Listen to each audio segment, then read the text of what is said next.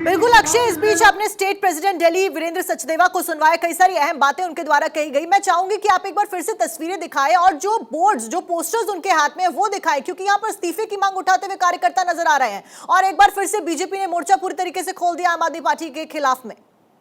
कहना चाहता हूं, मैंने हिम्मत के साथ बिल्कुल मैं तस्वीरें आपको दिखाता हूँ। कैमरामैन नितिन से कहूंगा कि वो जो पोस्टर्स बैनर्स हैं वो दिखाएं कि क्या क्या पोस्टर्स बैनर्स में लिखा गया है।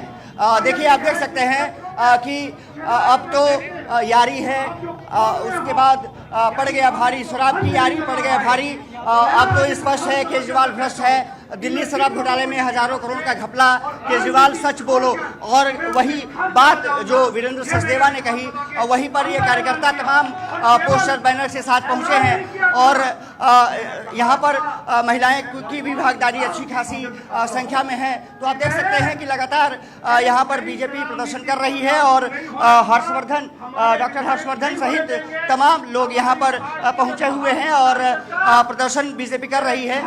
एक ही मांग है कि केजरीवाल को सच बोलना चाहिए। ईडी ने बुलाया था तो ईडी के पास जाना चाहिए था, सवालों का जवाब देना चाहिए था। लेकिन बीजेपी मानती है कि शराब घोटाला हुआ है और इसके कारण केजरीवाल, क्योंकि जानते हैं कि भ्रष्टाचार है, इसलिए वो यहाँ से जवाब देना नहीं चाहते, वो चले गए एमपी। जी ठीक है अक्षय, मैं लौटूंगी आपके पास। पूर्णिमा हमारी सहयोगी लगातार न्यूज रूम से बनी हुई है। पूर्णिमा, केओस लगातार बना हुआ, प्रदर्शन लगातार बीजेपी के द्वारा किया जा रहा है। उस बीच केजरीवाल का साफ तौर पर यह कहना है कि बीजेपी इसलिए ऐसा कर रही है ताकि मैं 4 चुनावी राज्यों में प्रचार ना कर सकूं।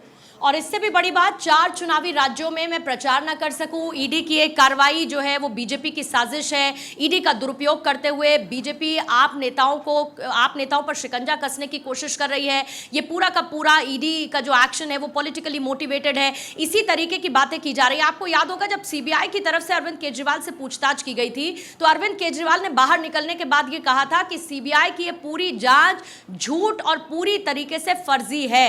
ये भी बात अरविंद केजरीवाल ने कही थी। और उसके बाद आपको याद होगा किस तरीके से आम आदमी पार्टी इसको टैकल कर रही है। देखिए, एक तरफ जहां पर अरविंद केजरीवाल का स्टेटमेंट, वो कहते हैं कि मैं ईडी के सामने अपीयर नहीं होऊंगा क्योंकि ये नोटिस पूरी तरीके से गैर कानूनी है। वो ये भी कहते हैं कि मैं 4 राज्यों में चुनावी प्रचार न कर सकूं। और ये कहते हुए वो मध्य प्रदेश की सिंगरौली रवाना हुए, जहां पर उनके साथ पंजाब के मुख्यमंत्री भगवंत मान भी मौजूद रहने वाले हैं। लेकिन आपको एक दिन पहले साक्षी लिए चलती हूं, राघव चड्ढा प्रेस कॉन्फ्रेंस करते हैं और ये कहते हैं कि सिर्फ इसमें अरविंद केजरीवाल रडार पर नहीं है, बल्कि जो पूरा का पूरा विपक्षी गठबंधन है उससे बीजेपी इस वक्त परेशान हो चुकी है। बीजेपी को विपक्षी गठबंधन से डर लगने लगा है। और उसके बाद वो एक बाकायदा लिस्ट जारी करते हैं और उस लिस्ट में वो ये बताते हैं कि अगला नंबर किसका है। वो कहते हैं झारखंड के मुख्यमंत्री हेमंत सोरेन हो, या फिर बिहार के उप मुख्यमंत्री तेजस्वी यादव हो, ममता बनर्जी हो, अभिषेक बनर्जी हो, पिनराई विजयन हो, एमके स्टालिन हो, ये लोग भी गिरफ्तार किए जा सकते हैं। ये राघव चड्ढा ने बाकायदा लिस्ट जारी की, ये कहते हुए कि इन लोगों की गिरफ्तारी भी हो सकती है क्योंकि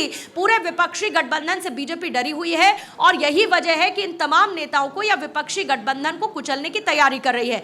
लेकिन इससे इतर बीजेपी ये कहती है कि अगर अरविंद केजरीवाल सच्चे हैं, जो वो खुद को सबसे ईमानदार नेता बताते हैं, आम आदमी पार्टी सबसे ईमानदार पार्टी है, तो ऐसे में क्यों ईडी के सामने पेश होते हुए वो सवालों के जवाब नहीं देते अगर वो सच्चे आदमी है, अगर वो ईमानदार आदमी है। लेकिन अरविंद केजरीवाल ये कहते हुए कि मुझे 4 राज्यों में चुनावी प्रचार नहीं करने देना चाहती बीजेपी। इसके अलावा आम आदमी पार्टी का यह भी स्टैंड है, वो कहते हैं कि बीजेपी ने स्ट्रैटेजी अपना ली है कि कैसे छोटी छोटी पार्टियों को कुचला जाए, उनको खत्म किया जाए, ताकि 2024 के चुनाव में उनको ऑपोजिशन में कोई हो ही ना।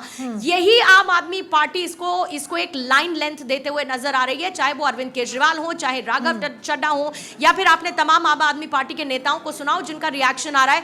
लेकिन बीजेपी इस मामले में अपनी एक अलग स्ट्रैटेजी के तहत चल रही है और जाहिर है कि साक्षी बीजेपी इस मामले को बुनाएगी, क्योंकि हम बात कर रहे हैं दिल्ली सरकार के मुखिया की, हम बात कर रहे हैं दिल्ली के मुख्यमंत्री अरविंद केजरीवाल की।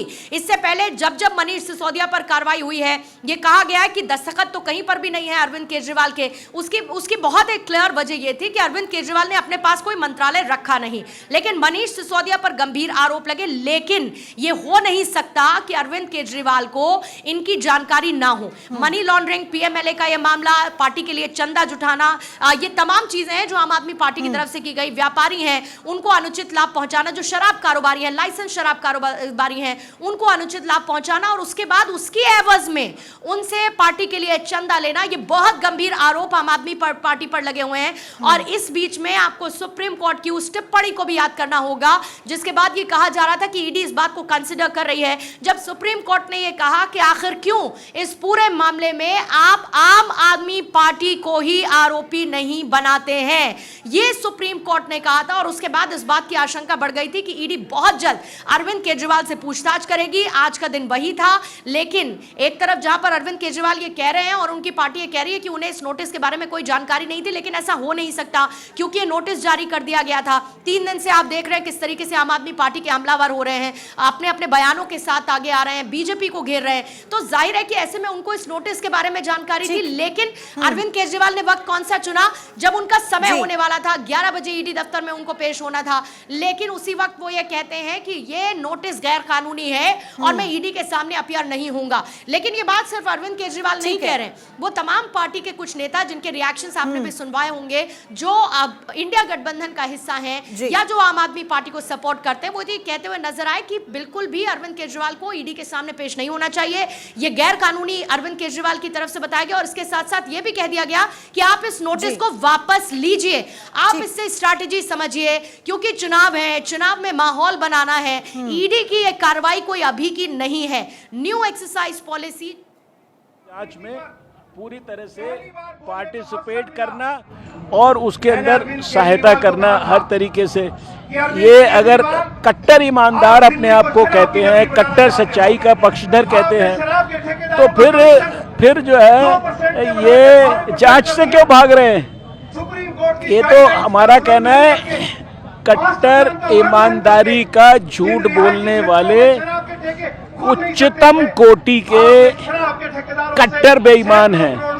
ये मैं बोल रहा हूँ, एलिगेशन नहीं है ये मेरा, ये अब सिद्ध हो चुका है और ये उनको सिद्ध करके दिखाना है कि वो कट्टर ईमानदार है। और उसके लिए सबसे पहला काम है कि जांच एजेंसीज के सामने जाकर सच बोले। हम ये नहीं कह रहे कि वो उनको गिरफ्तार कर लो, लेकिन हम कह रहे हैं कि सच्चाई या जांच के अंदर जो भी चीजें हो, दूध का दूध हो, पानी का पानी होना चाहिए। जो इन्वॉल्व है उसके खिलाफ सख्त कार्रवाई होनी चाहिए। अब कौन इन्वॉल्व है, कितना इन्वॉल्व है, ये जांच एजेंसी काम कर रही है, मैं नहीं कर रहा हूँ। एमपी में भी आज रोड शो कर रहे हैं, भगवंत मान के साथ केजरीवाल करेंगे, इसके साथ ही अब वो क्या कर रहे हैं मुझे उस पर कोई कमेंट नहीं करना। मुझे एक बात पे ही कमेंट करना है कि अगर ईमानदार हैं, सच्चे हैं, तो सच्चाई आकर ईडी को बताएं, यहाँ से भागे नहीं। अगर भाग रहे हैं इसका मतलब डर गए हैं, चोरी क्योंकि पकड़ी गई है, डर रहे हैं क्योंकि उनको लगता है कि अब और बातचीत मेरे से होगी। तो देखिए, हर्षवर्धन सिंह को आप सुन रहे थे, उससे पहले हमारी सहयोगी भी आपको बता रही थी किस तरीके से ये पूरा मामला आगे बढ़ता हुआ नजर आ रहा है।